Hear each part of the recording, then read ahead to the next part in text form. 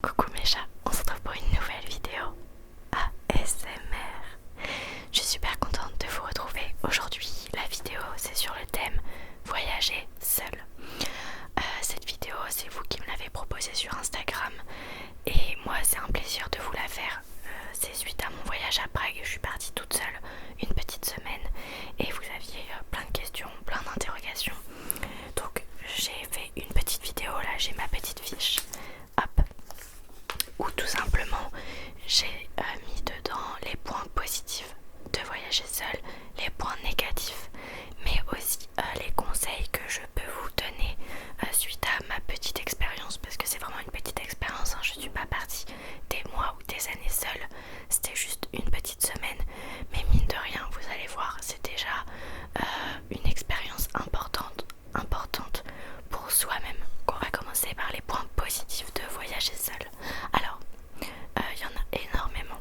Tout d'abord, il y a le fait, je trouve que c'est vraiment ce qui ressort le plus, c'est que tout est, comment dire, tout est à son propre rythme. C'est-à-dire qu'il y a un matin, t'es fatigué, tu as envie de te lever à 11h, bah tu te lèves à 11h, tu vas dépendre de personne, pas d'amis, pas de famille, personne. Et un autre matin, tu vas te réveiller à 7h pour aller voilà, visiter des monuments quoi. Bah pareil, tu dépends de personne, tu manges quand t'as faim, tu fais ce que tu veux quand t'as envie. Y a pas besoin de demander à l'autre personne ça te va si on fait ça maintenant ou est-ce que tu préfères le faire demain. Bah là en fait tu t'en bats les couilles, tu fais tout selon toi, t'es vraiment le plus important pendant ton voyage et franchement c'est hyper positif ce côté là parce que bah tu fais tout comme ce que toi t'as envie. Évidemment par contre quand t'es avec tes amis, le principe c'est quand même de trouver des amis qui sont un peu au même rythme que toi, mais quand même d'être tout seul, même si t'es avec des personnes d'habitude qui sont pareilles que toi entre guillemets, c'est quand même différent et tu verras, tu feras pas les choses de la même façon que si t'étais avec des gens. Ensuite, un autre point qui est super cool quand tu pars en voyage tout seul, en tout cas pour moi, j'ai été en auberge de jeunesse et tu fais des rencontres, tu parles avec les gens, t'as des gars, des filles, des groupes, des amis, des couples, de tout. Et juste t'améliores aussi ton anglais parce que bah en général ils parlent pas français, donc t'essayes de te démerder comme tu peux, tu parles et tout, et en général ça se passe super bien. Tu vois qu'il y en a qui viennent du Québec, d'autres je sais pas, il y avait quoi déjà, d'Angleterre, il y avait de partout et c'est super agréable de parler avec des gens qui ont une autre façon de penser. Et souvent c'est des personnes, par exemple, bah tu leur parlerais un peu, mais comme d'habitude t'es avec des gens, bah soit vous seriez peut-être assemblés, soit après chacun part de son côté. Mais là c'est vrai que par exemple j'ai fait une bête de soirée. Il y a un soir je me suis dit je suis toute seule et tout, dans l'auberge de jeunesse il y a un genre un petit bar, mais vraiment le bar Schlagito, mais je me suis dit bah allez vas-y j'y vais et je demande un mojito, il n'y a pas de mojito, il me montre son bar le mec, je vois qu'ok c'est la S, il n'y a rien, donc il me propose une vodka coca et donc j'ai pris une vodka coca. Ensuite le barman m'a offert un shot et après en fait il n'y avait que des gars au bar, ils faisaient un enterrement de vie de garçon et ils m'ont proposé de venir avec eux après au bar suivant. Et voilà, j'ai fini complètement pété, mais c'était une bête de soirée, c'était vraiment cool. Et j'ai rencontré aussi d'autres personnes qui étaient super sympas. Bref, tout ça pour dire que quand vous êtes en voyage seul, vous allez forcément faire des rencontres, vous allez forcément aussi améliorer votre anglais par exemple. C'est quand même la langue qui est universelle en général, que tout le monde au moins a quelques mots. Et je vous conseille tellement parce que ça fait du bien en fait juste de voir des nouvelles personnes. Les fois où j'ai rencontré des personnes en voyage par contre, souvent c'est des rencontres, alors je parle pour moi personnellement hein, toujours, mais c'est des personnes en général où il y a un feeling de ouf, mais pendant le voyage et après on se reparle pas une fois qu'on repart chacun chez soi, sauf si un jour par exemple il passe à Paris, je sais que je leur ai dit de me le dire et inversement. Mais sinon, c'est pas des personnes avec qui je continue de parler. Après, c'était pas des voyages longs aussi. Ensuite, un autre, oui, bah ça c'est vraiment. Alors j'ai fait deux points différents, mais ça se rejoint. Il y a le fait que vraiment vous allez vous dépasser vous-même et vous recentrer sur vous-même. C'est vraiment comme une méditation de voyager seul, comme une thérapie. Ça fait vraiment du bien. Et pour être honnête avec vous, en fait j'ai reçu une mauvaise nouvelle quand j'étais chez moi et vraiment j'étais pas bien. Je me sentais mal, j'avais envie de m'enfermer et de rester seule. Et je me suis dit non, il faut pas que je reste comme ça. Qu'est-ce qui me fait du bien? Voyager. Mais là j'avais besoin de voyager dans l'immédiat. Et je savais que mes amis ou ma famille, je pourrais pas leur demander de me suivre parce que c'est trop rapide. Je voulais le faire genre le lendemain. Et du coup je me suis dit c'est le moment, il faut que je parte seule. Je vais pas dépendre des autres, je peux le faire seule. Et donc sur un coup de tête j'ai pris mes billets d'avion, l'hôtel pour l'auberge de jeunesse. D'ailleurs si jamais vous voulez le lien de l'auberge de jeunesse de Prague, elle est restée dans ma story permanente, j'ai mis le lien du site. Et les vols, si jamais vous voulez des vols, des billets d'avion pas chers, je regarde sur Skyscanner ou Google Fly, c'est vraiment pratique.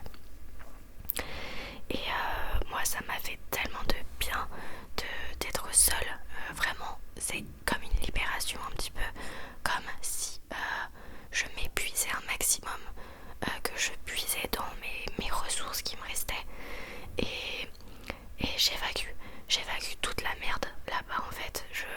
Je pense à moi, je marche parce que je marche beaucoup quand je suis toute seule, même quand je suis avec des gens, mais quand je suis toute seule encore plus. Et j'ai marché énormément et ça fait du bien. Et quand c'est la fin du voyage, en tout cas moi de ma petite semaine, vous pouvez pas savoir le bien que ça fait de revenir chez soi, de revenir à la maison. Mais pour avoir ce sentiment-là, il faut déjà passer par la phase de partir seul, de se recentrer sur soi et de puiser dans toutes les ressources qu'on a au fond. Et après, j'ai mis deux autres choses. C'est apprendre à se connaître et trouver ses limites. Et c'est vraiment quelque chose de positif pour moi parce que justement quand je suis partie à Prague, j'ai pu découvrir aussi ma limite à la solitude. Je pense qu'on en a tous une plus ou moins élevée. Et moi, je pensais que j'étais quelqu'un où j'aimais énormément la solitude. Et c'est vrai que j'aime beaucoup la solitude. Elle ne me dérange pas, c'est pas un ennemi pour moi. Au contraire, c'est un ami. Mais j'ai trouvé en voyage ma limite à la solitude. Alors bien sûr, je peux changer d'ici quelques temps, quelques années. Mais en tout cas, aujourd'hui, je connais ma limite à être seule. Un voyage d'une semaine, je pense que pour découvrir un pays, c'est mon maximum. Et pour des voyages plus longs, je pense que je pourrais pas vivre pleinement l'expérience si je suis seule. Je préférerais être avec des personnes, des amis. Mais ça, je pense qu'on peut le connaître que si on le fait au moins une fois. Et je recommanderais à tout le monde de voyager au moins une semaine dans sa vie, tout seul quelque part. Alors, je comprends que ça peut être anxiogène, que ça peut être stressant. Et je vous conseillerais absolument pas de faire un premier voyage à l'étranger tout seul. Parce que vous risquez d'être perdu rien qu'à l'aéroport. Si vous allez à Orly, etc., c'est immense. Et vous pouvez paniquer facilement. Vaut mieux les premiers voyages faire avec des amis, des proches. Et une fois que vous connaissez un petit peu comment tout le système marche, allez-y tout seul. Mais pour un premier voyage, je ne conseillerais pas parce que même une fois que tu arrives dans un pays étranger et que c'est une autre langue, que tu sais pas comment rejoindre le centre-ville, etc., ça peut être stressant. Alors que c'est tout simple en fait. Mais juste pour un premier voyage, je conseillerais pas. Mais si vous en avez déjà fait avec des gens ou autres et que là vous avez envie d'essayer tout seul, je vous conseille vraiment où j'ai été à Prague parce que c'est un peu comme un petit Paris. C'est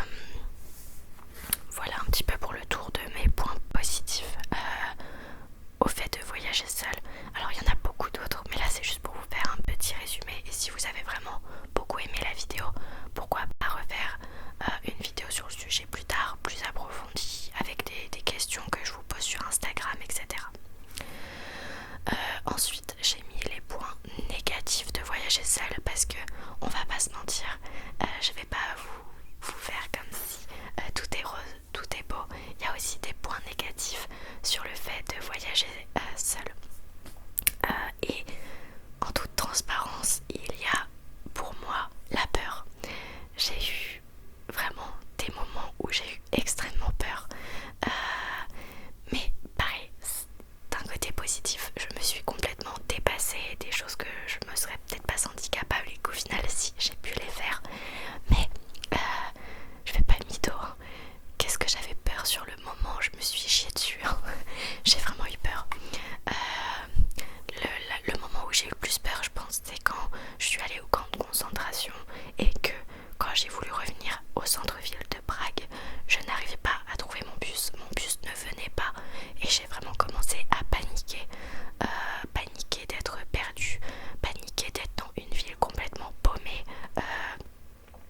dans ce pays et vraiment j'étais pas bien, je commençais à stresser, je me disais comment je vais faire, où est-ce que je vais dormir si j'ai pas de bus, parce qu'après j'ai regardé pour rentrer à pied, bon bah c'était une journée de marche, donc clairement c'est pas possible alors qu'il était déjà 18h. Je me suis dit je vais faire du stop, enfin tu commences à réfléchir tout seul énormément, ça tourne. Et c'est là que tu te rends compte que la vie elle tient pas à grand chose aussi, que tu peux vite te retrouver livré à toi-même tout seul et ça fait peur. En tout cas moi j'ai eu peur et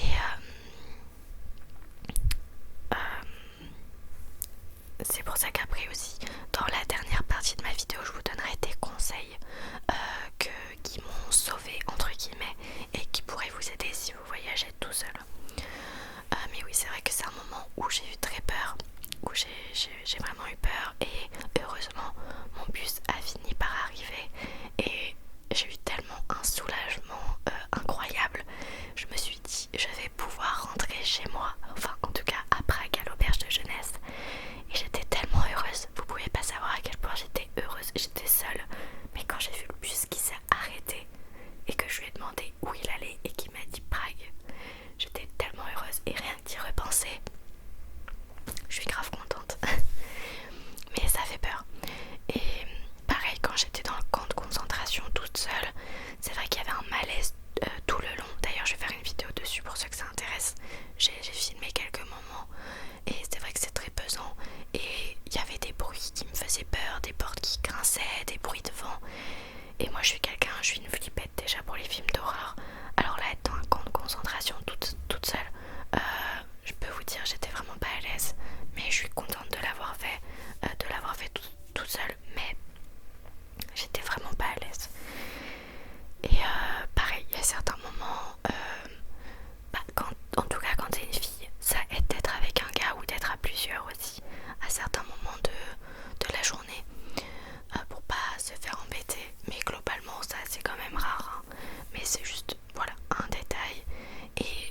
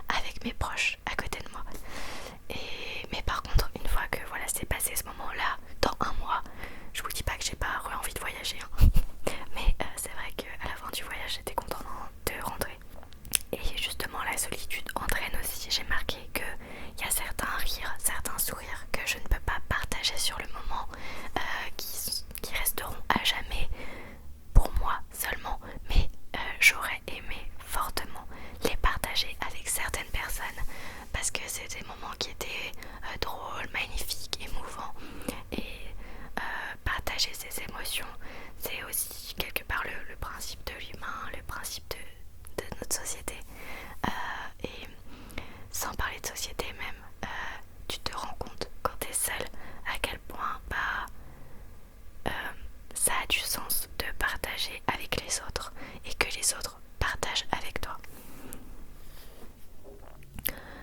Et dernier point négatif, j'ai remarqué que j'avais une perte d'appétit totale pendant presque la totalité de mon séjour. Il y a juste le dernier jour où j'avais la faim qui revenait, mais j'avais une perte d'appétit totale. J'avais vraiment une perte d'appétit totale. Pourtant je suis quelqu'un, j'aime manger, j'aime goûter les spécialités, j'aime énormément grignoter, c'est-à-dire voilà, il y a une petite spécialité dans un petit resto là qui propose des trucs à emporter, une petite glace, n'importe quoi. Je vais être la première à vouloir aller goûter. Et là, d'être toute seule, ça m'a fait extrêmement bizarre. Je n'avais pas faim. Mais quand je vous dis que je n'avais pas faim, je n'avais pas la faim. Je n'avais pas du tout la sensation de faim. Et je me suis dit, mais bon, bah c'est pas grave, je saute le repas du midi et du matin. Et le soir, mon ventre, il va me dire, j'ai faim, mange un truc. Et bah non, la faim ne venait même pas. Mais même pas du tout. Et j'ai perdu de la graisse, mais j'ai pas perdu de poids. D'ailleurs ça m'a surpris, je me suis pesée en revenant parce que je me suis dit putain j'ai perdu. Et en fait j'ai pris du poids parce que j'ai tellement marché que je me suis musclée à côté. Donc ça a équilibré. Mais c'est vrai que j'ai très peu mangé pendant mon voyage, ce qui est quand même dommage puisque goûter la culture d'un pays, les spécialités, c'est quand même une partie importante de l'excursion ailleurs. Et voilà ce que je peux noter en point négatif. Donc globalement, le positif et le négatif s'équilibrent. Je pense que ça dépend aussi énormément de comment on vit la solitude. Je ne conseillerais pas à tout le monde, mais si vous voulez apprendre à mieux vous connaître, peut-être à dépasser certaines de vos barrières, je vous conseille fortement, mais pas en premier voyage en tout cas. Ensuite, je vais terminer cette vidéo par le côté conseil, un petit peu le côté maman que je peux avoir avec vous, grande sœur, très important. Mais ayez des bons écouteurs, un bon casque, ce que vous voulez, et une bonne paire de baskets. Parce que si vous marchez, et vous allez sûrement marcher beaucoup, des fois c'est très agréable de marcher tout seul, sans musique. Et d'autres fois, vous allez trouver un plaisir extrême à avoir de la musique dans les oreilles et à marcher comme ça en mode aventure. C'est un kiff total. Et donc ayez une bonne playlist, une bonne musique, et ça vous apportera vraiment un plus à votre voyage. Ensuite, ce que je pourrais conseiller, mais en fait j'aurais dû le dire en premier, ça c'est vraiment le truc le plus important de tout ce qui est important. Acheter une bonne batterie externe. C'est juste pour le kiff d'avoir plein de batteries et d'être sur son téléphone, parce que moi je suis la première, quand je suis toute seule en voyage, je suis quasi pas sur mon téléphone. Je vais juste sortir mon téléphone pour prendre des photos ou des vidéos pour moi. Et à la limite, j'attends la fin de journée pour les partager en story ou les envoyer à ma famille. Mais même si vous avez une bonne batterie, même si, comme moi, vous n'êtes pas trop sur votre téléphone pendant la journée, ayez une batterie externe. Je peux pas vous dire à quel point ça peut vous sauver, parce que vous allez être tout seul et sans téléphone. Voyager seul, vous allez être perdu. Mais quand je vous dis perdu, vous n'avez plus aucun repère. Vous avez besoin d'appeler quelqu'un. Maintenant, moi je connais le numéro de personne et encore moins à l'étranger. Donc il faut internet, il faut la 4G. Et rien que pour se repérer, Google Maps, il faut avoir une batterie externe en cas de merde. Vraiment ça peut vous sauver. Moi ça m'a sauvé 2-3 fois en voyage. Et heureusement que j'avais la batterie externe, parce que du coup j'ai pu rentrer tranquille chez moi ou attendre tranquille avec ma musique. J'avais pas de pression parce que je savais qu'en cas de secours j'avais ma batterie externe. Donc vraiment ça c'est le conseil que je peux vous donner, ayez une bonne batterie externe. Ensuite, ça c'est aussi important, je vous conseillerais d'avoir un petit peu plus d'économie sur votre compte bancaire en cas de secours.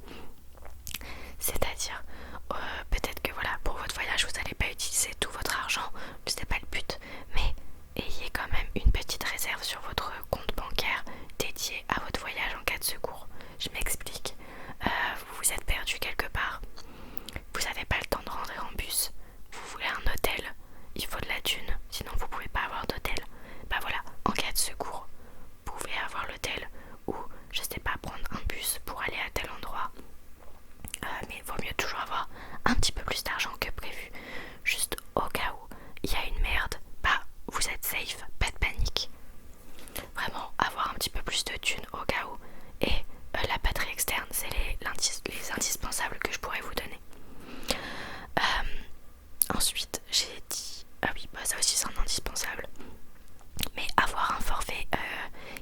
cachée qui marche à l'étranger pour Google Maps, mais aussi pour Google Traduction. Vous verrez, vous allez beaucoup l'utiliser si vous n'avez pas un bon anglais. D'ailleurs, il y en a qui m'ont demandé est-ce qu'on peut voyager quand on n'a pas un bon anglais. Bah moi je peux vous dire, j'ai un anglais qui est merdique. Vraiment j'ai énormément de mal à parler anglais, mais ça me bloque pas parce que au cas où j'ai Google Traduction et ça m'aide énormément. Même des fois je communique avec la personne en mode on se passe le téléphone pour se comprendre et c'est beaucoup trop pratique. Voilà, donc je vous conseillerais un forfait qui marche à l'étranger. Maintenant moi le mien, je sais qu'il n'y a pas besoin de payer en plus, j'ai le droit à 10 Go, 5 Go, je sais plus, mais par mois j'ai le droit à tant de gigas, je crois que c'est 10, j'ai le droit à 10 gigas par mois dans les pays de l'Union Européenne. Donc c'est beaucoup, c'est vraiment intéressant. Et si vous partez hors Union Européenne ou autre, voilà, vraiment checker pour avoir un forfait qui marche parce que vous en aurez forcément besoin. Maintenant on va pas se le cacher, hein, le téléphone c'est tous notre indispensable et on ne peut pas s'en passer. Ensuite, moi je vous dis aussi, vous faites pas chier, ne prenez pas beaucoup de vêtements, vous n'êtes pas là pour faire un... Enfin moi je sais que je m'en fous, mais honnêtement vous allez voir quand vous êtes à l'étranger, déjà que de base, si vous vous en foutez un petit peu, mais alors à l'étranger vous allez encore plus vous en battre les couilles, excusez-moi des mots, mais on s'en fout d'avoir un jean qui est parfait ou quoi, enfin prenez une tenue où vous êtes à l'aise, des bonnes baskets, un bon jogging, un bon sweat, quelques t-shirts, quelques culottes et quelques chaussettes pour pouvoir changer. Mais sinon, le jogo, etc., vous n'avez pas besoin d'en prendre plein. Prenez vraiment le minimum et démerdez-vous avec ça là-bas. De toute façon, c'est le dernier truc à quoi vous allez penser. Vous changez, avoir des vêtements, être en mode stylé. Moi, perso, je m'en fous. Juste, j'avais besoin de changer mes vêtements en dessous et de prendre une douche le matin, le soir, comme ça, hop, je suis propre. Et sinon, prenez pas beaucoup de vêtements, vous faites pas chier. Et prenez le minimum pour que votre sac soit léger. Pareil, prenez le minimum pour la trousse de toilette. Prenez les essentiels, un petit gel douche, un petit shampoing, votre brosse à dents, dentifrice. Si vous êtes une meuf, des petites serviettes hygiéniques si c'est votre semaine où vous allez avoir vos règles. Et sinon, vous embêtez pas à prendre du maquillage ou plein de trucs, enfin sauf si ça vous fait plaisir, hein, je parle juste c'est juste qu'en fait quand vous allez partir là-bas, en vrai, en fait on s'en fout, c'est pas ça qui est important. Du coup, juste un conseil, prenez pour que votre sac soit léger, que vous soyez surtout à l'aise quand vous marchez pendant tout votre voyage. Et essayez de prendre des vêtements qui, moi j'ai pas forcément pensé, mais essayez de regarder la météo avant de partir. Je sais que c'est pas un truc qu'on y pense forcément, mais ça peut être intéressant de le savoir avant, comme ça vous savez si vous avez besoin de prendre plutôt des vêtements froids, des vêtements chauds. Et voilà, la vidéo se termine, et bah finalement il y avait quand même pas mal de choses à raconter. J'espère que ça vous plaira, que c'est ce que vous attendiez un petit peu en me demandant cette vidéo. N'hésitez